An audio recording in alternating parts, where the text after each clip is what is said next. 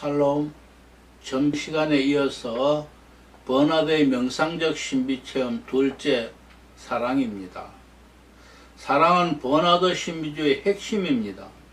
그의 신비주의는 사랑으로 이해되며 사랑으로 표현합니다. 사랑이라는 용어로 인간의 정적인 요소를 드러내는 가장 힘이 있는 적절한 것으로 생각하는 버나드는 그의 신비주의를 하나님을 사랑하는 경외적 사랑과 그리스도를 신랑으로 사랑하는 애정적 사랑, 그리고 이웃을 사랑하는 헌신적 사랑으로 표현합니다. 그리고 사랑이 바로 하나님께로 올라가는 유일한 도구가 되는 것입니다. 사랑의 여정을 위한 버나드의 근본적 출발은 다름 아닌 하나님은 사랑이시다인 것입니다.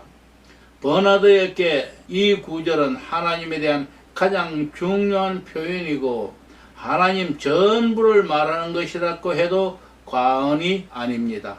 하나님은 자체가 사랑이시기에 사랑하시며 자신 이외의 어떤 사랑의 근원을 가지고 계시지 않은 것입니다.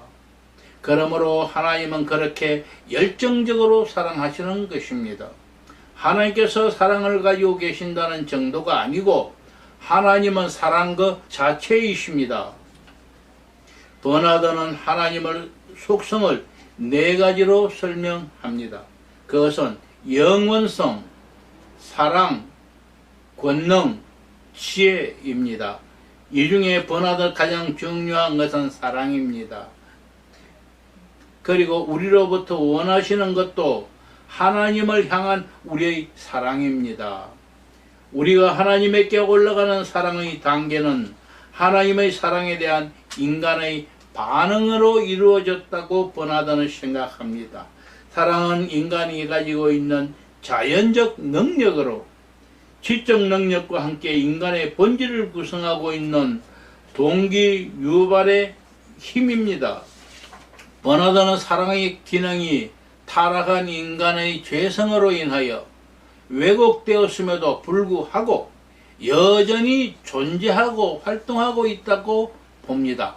그리고 이 사랑은 여전히 하나님을 부를 수 있고 하늘의 기쁨과 사랑을 향한 여정을 시작할 수 있다는 것입니다. 버나드는 인간이 하나님 없이는 만족할 수 없는 심령을 가지고 있음을 상기시키며 그가 가지고 있지 않은 것을 향하여 갈증을 느끼며 몸부림치는 인간의 모습을 그리고 있습니다. 이것이 하늘을 향한 이성적 시작인 것입니다.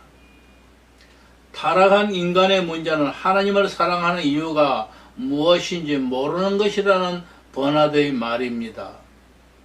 하나님을 사랑하는 유일한 이유는 그분이 바로 하나님이시기 때문입니다. 아울러 인간은 어떻게 하나님을 사랑한 줄도 모릅니다. 타락한 인간은 그의 끝없는 갈망을 채우기 위하여 유일한 대상을 추구합니다. 그런데 유일한 대상은 참된 무한한 사랑인 하나님의 사랑으로 왜곡시킨 것입니다. 버나드는 하나님만이 이러한 인간의 비참한 상황에 대한 해답을 가지고 계시고 고칠 수 있는 능력을 가지고 계시다고 말합니다. 하나님이 사랑을 만드셨고 하나님이 인간의 욕망을 만족시킬 수 있기 때문입니다. 하나님을 찾는 영혼에게 하나님은 선하십니다. 그런데 놀라운 것은 하나님을 찾는 자만이 하나님을 추구할 수 있다는 것입니다. 하나님의 사랑만이 타락한 인간으로 하여금 하나님을 찾게 만들고 하나님을 추구하게 만듭니다.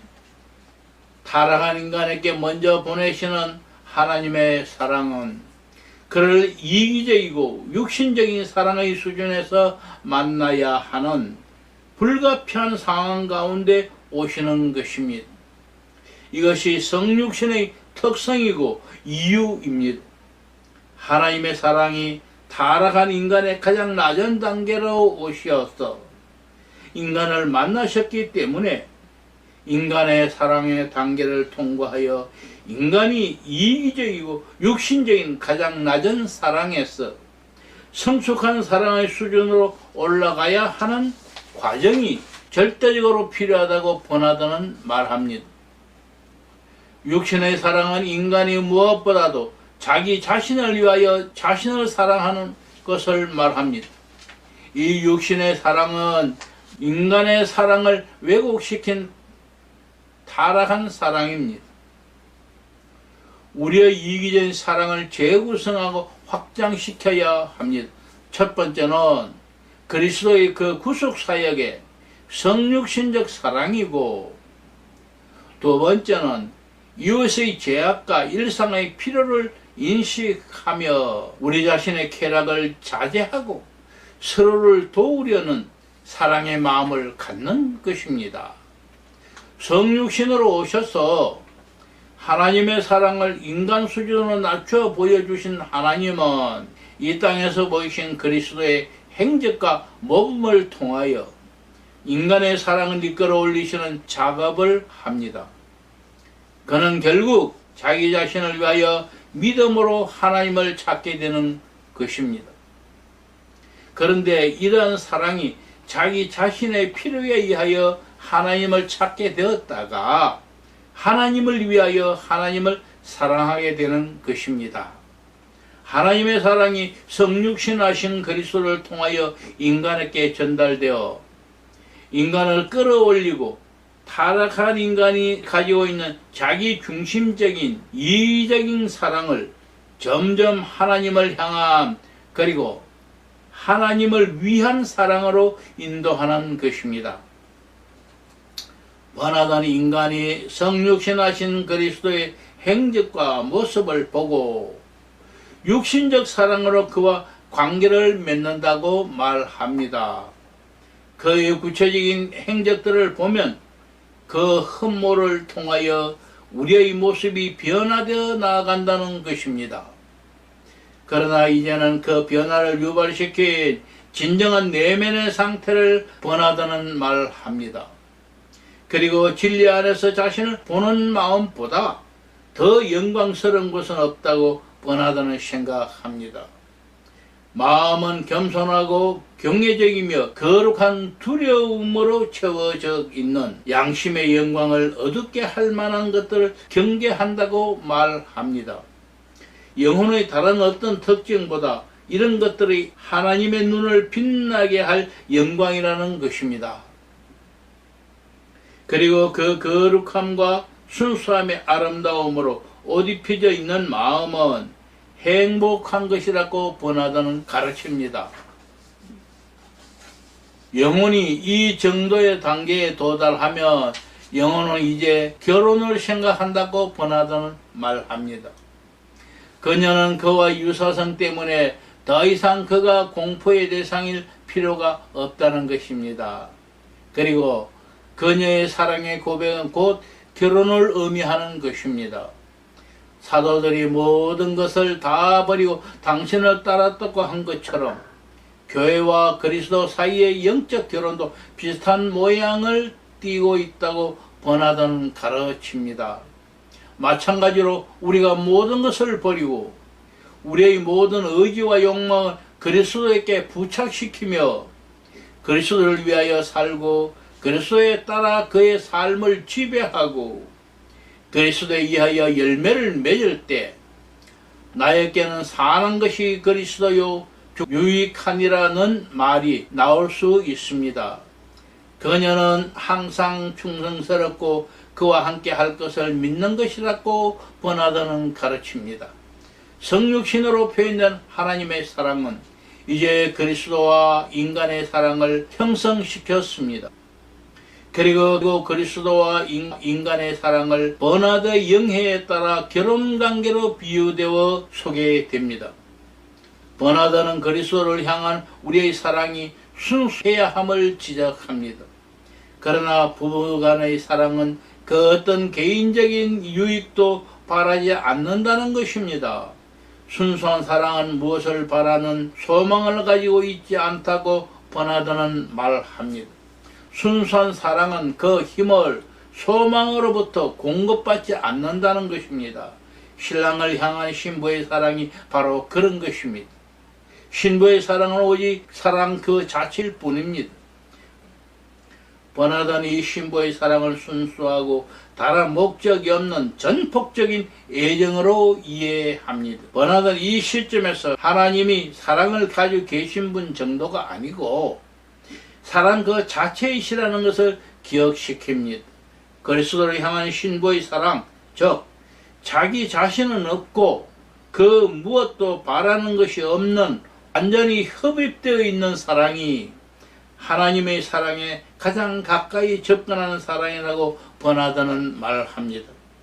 온 마음과 정성을 다하여 사랑할 때 아무것도 부족하지 않은 것으로 나타납니다. 이런 사랑이 그리스도와 맺은 결혼의 사랑이라고 버나드는 말합니다. 버나드는 신부의 사랑이 하나님의 사랑과 비교할 수 없음을 말합니다. 인간의 사랑은 한계가 있는 것이고 하나님의 사랑은 사랑의 근원이기 때문입니다. 그리스도의 사랑과 인간의 사랑은 창조주와 피조물의 차이라고 버나드는 지적합니다. 그러나 그녀는 모든 것을 다 드렸기 때문입니다. 그러한 사랑이 곧 결혼을 말한다고 버나드는 주장합니다. 완전한 결혼은 바로 이러한 사랑이 교환이기 때문입니다. 그리스도에 의하여 강렬하게 사랑을 받은 것입니다. 그리고 그 사랑의 반응을 보이는 것입니다. 한 육신과 한 영혼이 되는 이 사랑이야말로 그리스도와 교회 사이의 결혼관계를 말하는 사랑이라고 버나드는 가르칩니다. 버나드는 하나님의 사랑에 대하여 자신을 잃어버리는 수준의 사랑으로 보답을 안 할 수 없다고 말합니다. 이런 인간의 사랑은 공로로 여겨집니다. 물론 이 공로는 하나님의 선물로 인한 공로임을 버나드는 분명히 합니다. 우리가 보상의 생각과 관심이 없이 하나님을 사랑했지만 하나님은 공로에 대하여 보상을 한다는 것입니다. 신부의 사랑은 그 사랑 자체가 공로이고 보상입니다. 사랑은 그 이상의 원인이나 그 이상의 열매도 없습니다. 나는 사랑이기 때문에 사랑하고 사랑하기 위하여 사랑하는 것이라고 버나드는 말합니다. 하나님은 사랑이십니다. 그러나 하나님의 사랑의 꿀로 금색되지 않는 명예와 영광은 받지 않으실 것이라고 버나드는 말합니다. 사랑은 사랑의 원인도 없고 사랑밖에 열매도 없습니다. 나는 사랑하기 때문에 사랑하고 사랑하기 위하여 사랑합니다. 사랑은 피조물이 창조주 하나님께 감각과 애정을 가지고 반응을 보일 수 있는 영혼의 유일한 움직임입니다. 모든 것은 하나님께 유사하게 반응을 보일 수가 없습니다.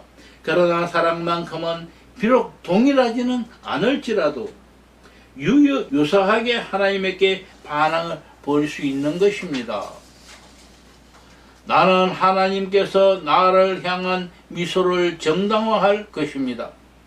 그러나 사랑은 얼마나 다른가 보라. 오직 우리의 사랑을 받기 원하십니다. 하나님을 사랑하는 자는 사랑 때문에 축복을 받는다는 것을 아시기 때문입니다. 사랑이 인간과 하나님을 연합시키는 것이라 생각합니다.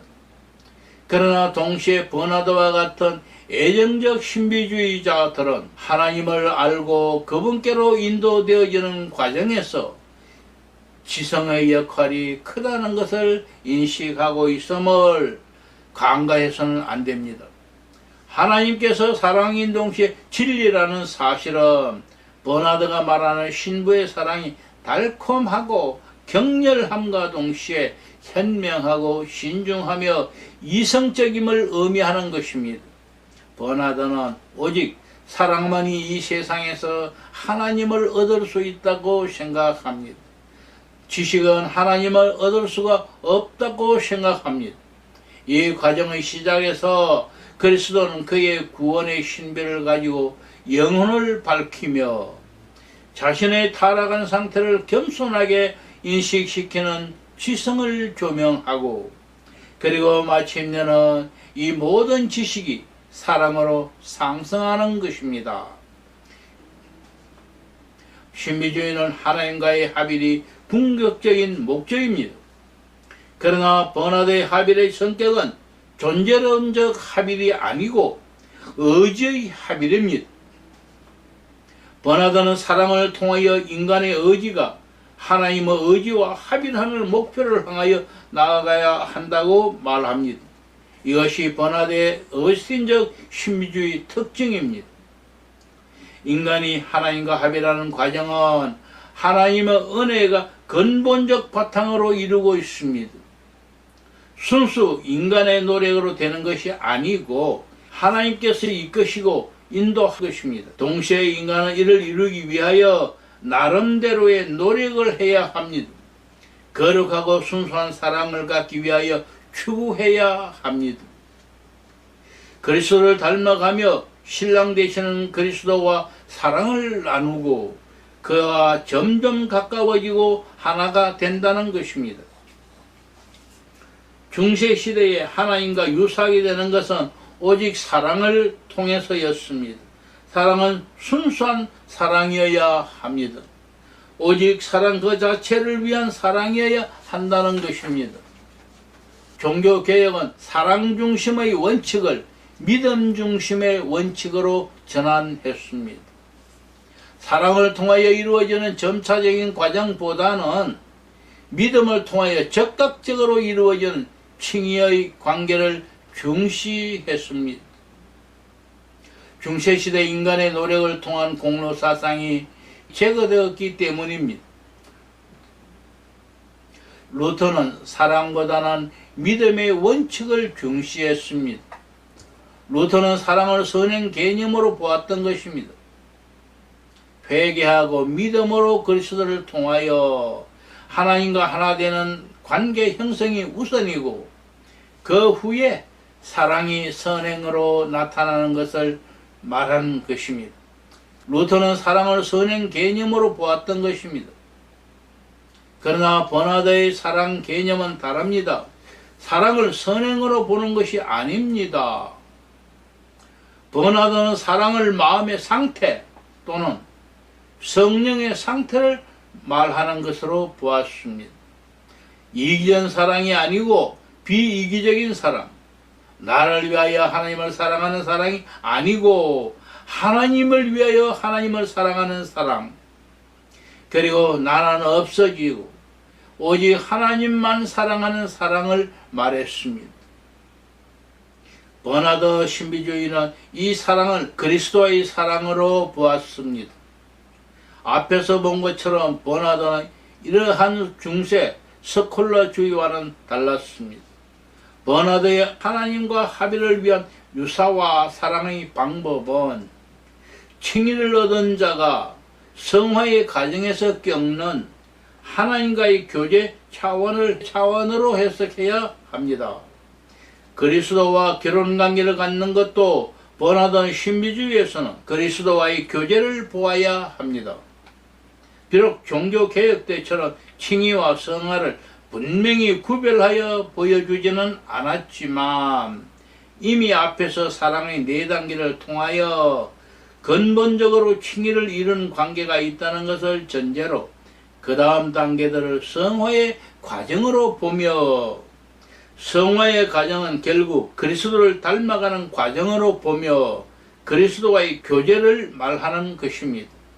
이 과정이 버나드의 신비주의로 표현되었습니다. 감사합니다.